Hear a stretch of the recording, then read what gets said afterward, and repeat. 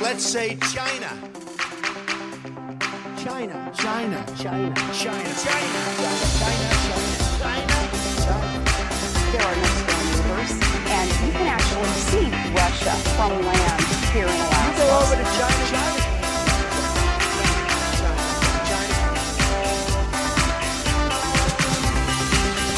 I did not have sexual relations with that woman.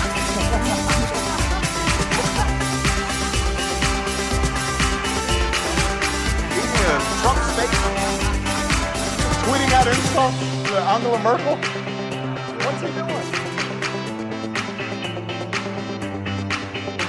Ladies and gentlemen, please welcome your host. Yes.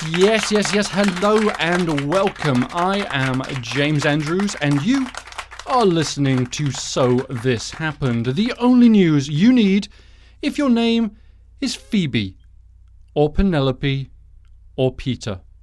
It's Thursday, the 27th of July 2017, and today, in a rare moment of not entirely telling the truth, Donald Trump was busted when his tweet from yesterday about no transgenders in the US military turned out to be, well, a big pile of horse shit.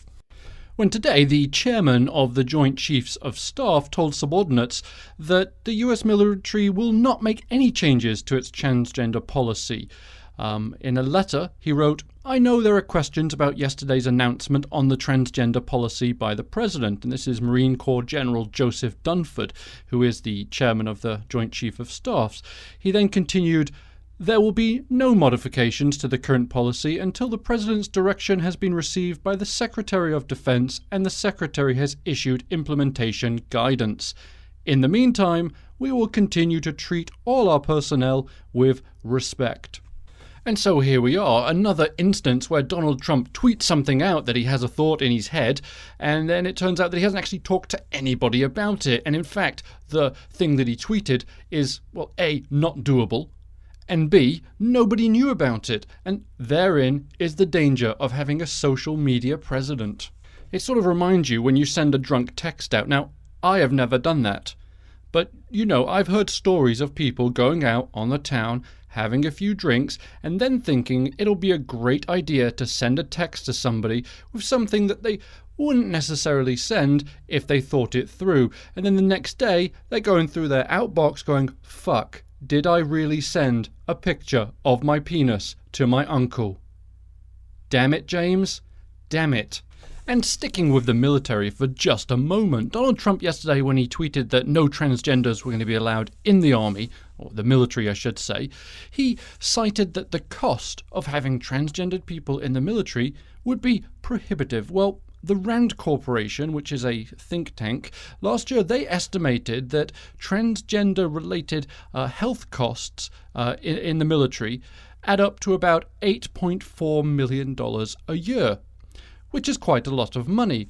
However, when you look at how much the military spends on Viagra every year, it pales in comparison, and that figure is $84 million. $84 million spent on Viagra for soldiers. Now, admittedly, only a small portion of that actually went to active duty personnel. The majority of that was spent on old soldiers, so they could keep their old soldier standing to attention. Also this week, in just bizarre news, US swimmer Michael Phelps was pitted against a great white shark to see who could swim 100 meters in the ocean fastest. Now, I am no expert on sharks. Other than Sharknado, I know very little about them. But I would think that a creature that spends its entire life in the water would beat a human being who walks on the ground. It would be sort of like bringing a shark on land and seeing if it could beat Usain Bolt in a 100-meter sprint. Probably not. Well, spoiler alert, Michael Phelps did not beat the great white shark. The shark was faster than Michael Phelps swimming, and I felt a little bit cheated by this entire race because it was being hyped by the Discovery Channel, who broadcast this race, that Michael Phelps was going to be swimming next to a great white shark and they were just going to be going like a bat out of hell. What actually happened though? was it was a computer simulated shark that is sort of superimposed next to Michael. I would like to suggest to Discovery Channel that next time you do this race, if you put Michael Phelps in the ocean with a real great white shark, I guarantee he would swim faster than that great white shark. Because think about this, if you've got a shark chasing you, you are going to swim so fast, faster than you have ever swum before. Of course, the downside to that is the shark could actually just eat Michael Phelps. And, well, that wouldn't be good. So, on second thoughts, maybe the Discovery Channel had this correct. Maybe a computer simulated shark is a better way to go. And from one shark to another, Jeff Sessions, who in recent days and weeks has been facing the full wrath of Donald Trump over Twitter, especially with his recusal of himself from the Russian investigation. Well, it looked almost certain that Donald Trump would fire Jeff Sessions or would cause him to resign by the childish tweets that have been going on for the last few days. But today, Lindsey Graham, a Republican senator from South Carolina, came out and said this. If Jeff Sessions is fired, there will be holy hell to pay. Any effort to go after Mueller could be the beginning of the end of the Trump presidency, unless Mueller did something wrong. Right now, I have no reason to believe that Mueller is compromised. If you got reason to believe he is compromised and shouldn't be serving as special counsel, let me know. So not only Jeff Sessions, but also Lindsey Graham there defending Mueller, who is the special counsel who's been appointed to oversee the entire Russian investigation. This puts Donald Trump in a slightly difficult position. Now, we know that he doesn't really give a shit what anybody says, and he's kind of going to go his own way. But when somebody as prominent as Lindsey Graham is saying, you know, if you do this, if you fire Jeff Sessions and Mueller, it is very possible that it is the end of your presidency. Powerful words indeed, and we'll see over the next few days whether or not Donald Trump takes any of that to heart.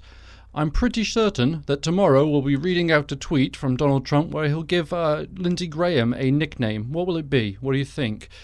We've already had Crooked Hillary, and we've had Sleazy just recently. So what would Lindsey Graham be? Would it be the bent Lindsey Graham? The weak Lindsey Graham, or the spineless Lindsey Graham, the traitorous Lindsey Graham? Well, I suppose we'll find out. But the big question is, will Donald Trump listen to his supporters, or will he listen to the senators and the congressmen who are saying don't do this? Because Donald Trump's supporters are adamant that Jeff Sessions leave. Now, whether or not they know why they want Jeff Sessions to leave, that's a different story. But here's what some Trump supporters have been saying about Jeff Sessions. Jeff Sessions, I wish he wouldn't have recused himself, because he's not helping now. He's just actually hindering what the president's trying to do. So I think it may be a time for Jeff Sessions to maybe step aside and let somebody else help the president. I love Donald Trump. He's going to do everything that everybody else couldn't.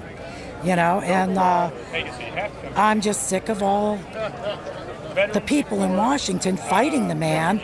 He's trying his best, and they won't give him a chance. What do you make of the Attorney General, Jeff Sessions? I'm like, he's got to go. When he goes forward, he's going to really clean house, and I mean drain the swamp, and the swamp needs drained really bad. ISIS is on the downslide because of Donald Trump. The economy, the stock market is sky high because of Donald Trump. We're going to start building new roads, airports, and train systems in this country that's going to help the economy.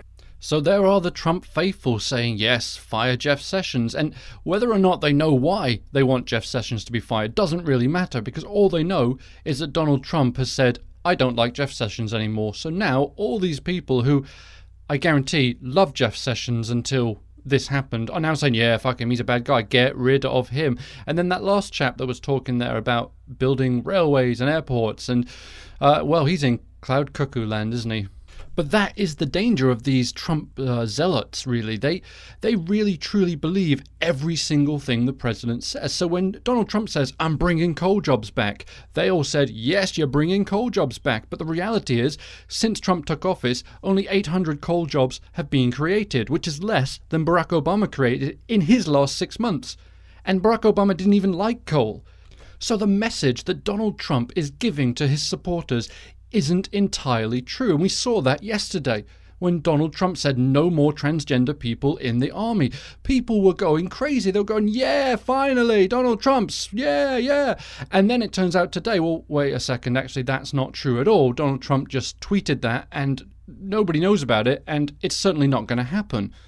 But these people that hang on every word that Donald Trump says, they truly believe that things are going to change because of this one man, that he's going to get rid of every politician from Washington, and that he's going to make America great again.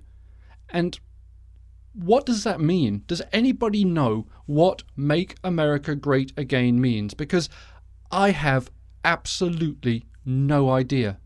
It's a question that I've been asking for a very long time, and nobody really seems to have a good answer. The closest I think we ever got to was when the Daily Show did a segment 9-10 months ago, and they went around and asked Trump supporters, when was America great? Where were we trying to get to? And you know what? I'm actually just going to play a little bit of it because, well, A, it's pretty funny, and B, it sort of answers the question, I feel.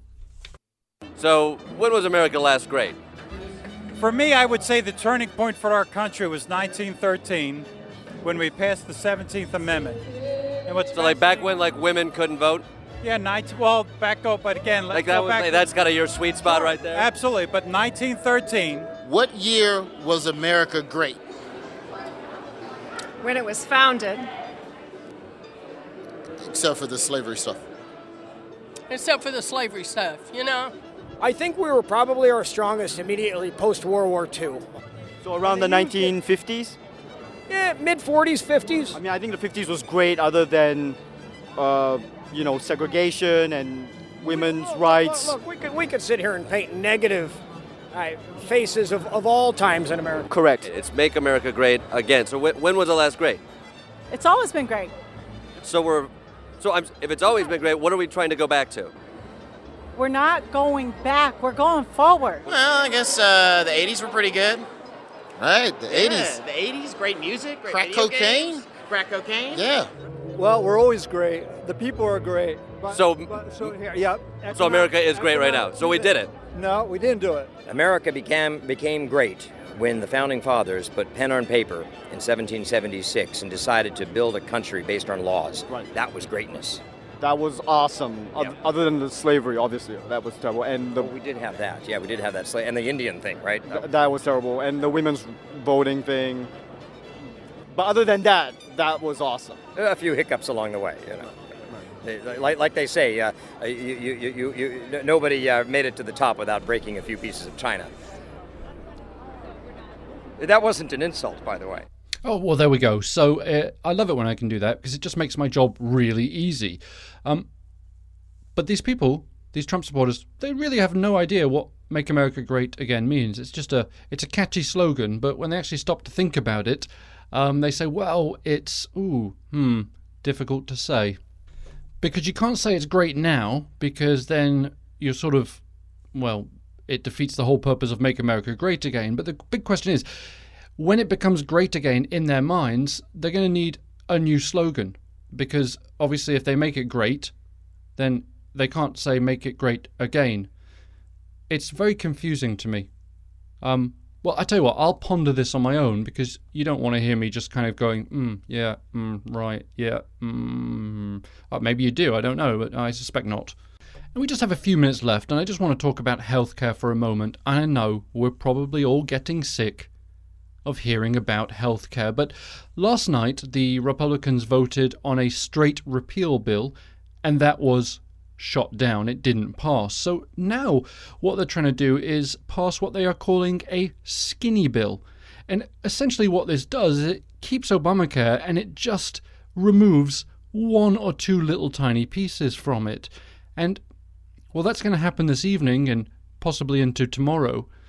But the big question here is, why on earth are we voting on a bill now when all we're doing is taking what Obamacare is, the ACA, and just changing it to make it better? Because isn't that what everybody has been saying to do anyway? Just make the ACA better, improve it, change what isn't working, keep what works, and adjust things that aren't going great. So essentially what it seems like now is that the Republican senators have just saying, okay, we can't repeal it, we can't replace it, so we're just going to fix it. But they will never say that. They will never say, we're just going to fix Obamacare. But it looks like that is exactly what they are doing. So, well done, everybody. And we are out of time. So, thank you for chatting. It was fun, as always. And if you have any questions, comments, put them on Twitter at SoThisHappened. And don't forget to like and subscribe to the podcast. And if you're feeling nice, you can write a little comment there and let me know what you think. Or if you hate it, let me know as well, because I enjoy reading those as well. It keeps my ego in check. So we'll chat again tomorrow. Have a great evening. Bye-bye.